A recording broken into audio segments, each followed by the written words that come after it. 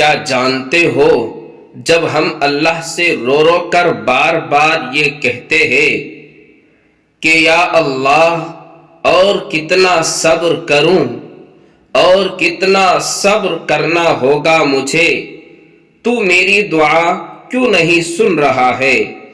تو کچھ تو جواب دے میرے رب، میں اتنا گنہگار ہوں۔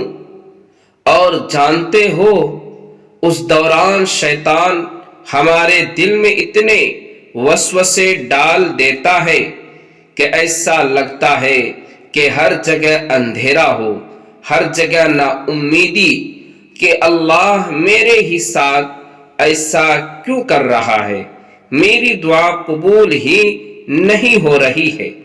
جانتے ہو یہی ہماری سب سے بڑی غلطی اور نا امیدی ہے اللہ سے، کہ ہم اتنی جلدی مایوس ہو گئے، بلکہ اللہ تعالیٰ تو ہمیں دیکھ رہا ہوتا ہے کہ میرا بندہ صبر کرتا ہے یا نہیں۔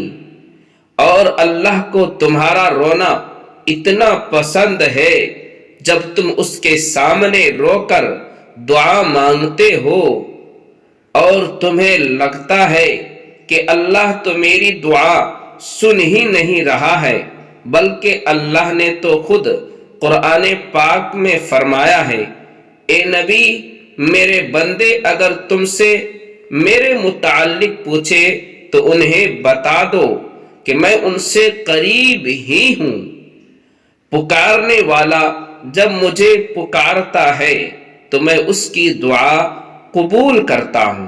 لہٰذا انہیں چاہیے کہ میرا حکم مانے اور مجھ پر ایمان لائے تاکہ وہ ہدایت پا جائے۔ جانتے ہو قرآن پاک میں اللہ نے صبر کا اتنی بار واضح کیا ہے تو کوئی تو بات ہے نا۔ اللہ تعالیٰ نے قرآن پاک میں اتنی بار کہہ دیا تو صبر کر، بے شک اللہ کا وعدہ سچا ہے، بے شک اللہ صبر کرنے والوں کے ساتھ میں ہے۔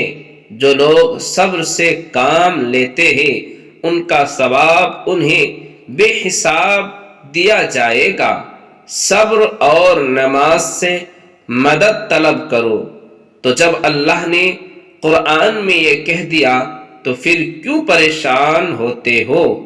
اور ایک اور چیز، بجائے اس کے کہ اللہ ہمارے لیے کچھ کرے، کیوں نہ ہم اس چیز پہ فوکس کریں کہ ہم اللہ کے لیے کیا کر سکتے ہیں۔ جب ہم اللہ کے لیے صبر اور نماز پڑھیں گے تو اللہ خود ہمیں صبر کا اجر دے گا اور سب خود ٹھیک ہو جائے گا۔ تو ہم اتنی سی بات کیوں نہیں سمجھتے؟ ہم اتنے بے صبر کیوں ہو جاتے ہیں؟ اگر میری یہ بات آپ لوگوں کو سمجھ میں آ جائے تو ضرور میری ان باتوں پر عمل کر کے دیکھیں۔ جزاک اللہ، دعاؤں میں یاد